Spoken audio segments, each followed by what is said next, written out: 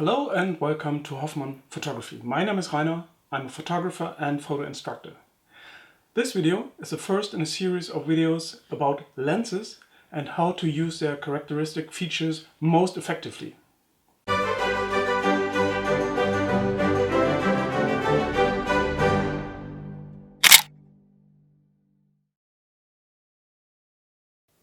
In this first video, we'll talk about the parameters that define a lens, namely the focal length, the angle of view, the maximum aperture, and whether the lens is a prime lens or a zoom lens.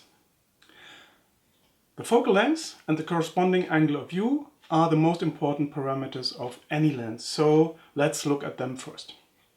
The focal length of your lens is usually engraved somewhere near the filter thread and or on the barrel of the lens.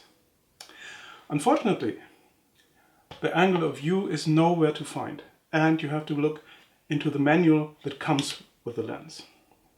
However, there is a direct relationship between the angle of view and the focal length. Here is an illustration that shows the angle of view for some typical focal lengths. Lenses with short focal lengths, like 50mm or 28mm, are wide-angle lenses because they cover a large angle of view, 110 degrees or 75 degrees respectively. Long focal lengths like 300mm or 500mm cover a very narrow angle of view, like 8 or 5 degrees.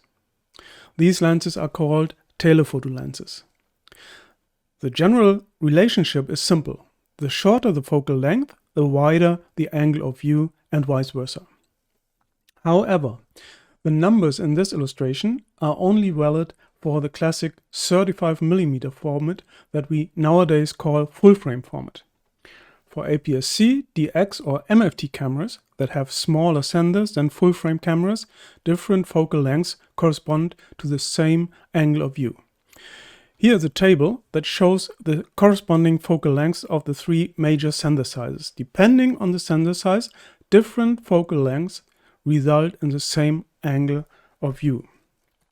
For example, a 24mm lens on a full-frame camera has an angle of view of about 84 degrees. For the same angle of view, you need a 60mm lens on an APS-C or DX camera and a 12mm lens on MFT cameras. A 300mm lens on a full-frame camera has an angle of view of just 8 degrees. This corresponds to a 200mm lens on APS-C cameras and a 150mm lens on MFT cameras. If you have a close look at this table, you'll note that you can divide the focal lengths given for the full-frame format by roughly 1.5 to get the corresponding focal lengths for an APS-C or DX camera. Dividing by 2 gives the corresponding focal lengths for MFT cameras. You can download this table as a PDF file if you like. The link is in the description. If you want to know more about focal lengths and angle of view, I've made a video that explains both parameters in more detail. Link is in the description. Okay, the next important parameter of a lens is the maximum aperture. The maximum aperture is given as an f-stop number, and again you'll find it next to the filter thread and or on the barrel of the lens. This lens has a maximum aperture of f2.8. The maximum aperture determines two things. First, how much light can enter the lens, and second, how shallow can the depth of field be. Here are a few examples.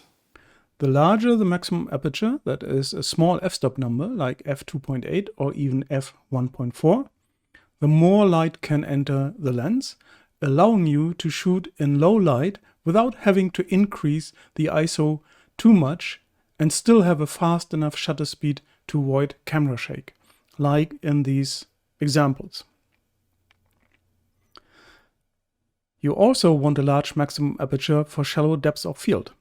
This image was taken with f2.8 and you can see that the background is nicely blurred. At f5.6, the background is a bit clearer and a bit more distracting than in the first example.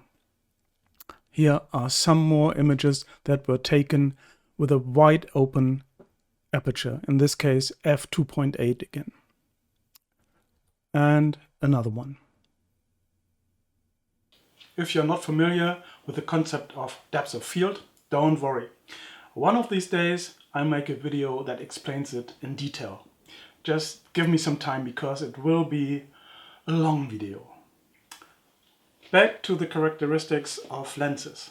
Last but not least, there's a question whether the lens is a prime lens or a zoom lens.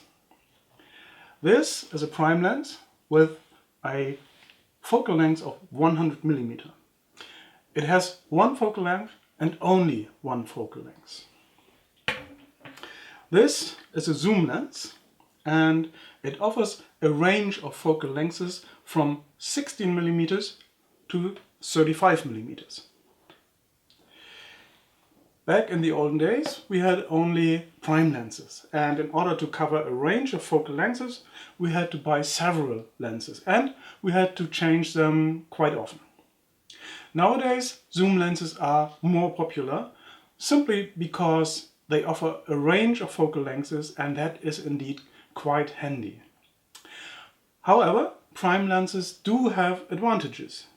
For once, they usually have a larger maximum aperture, making them more suitable for low light conditions and for pictures with very shallow depths of field.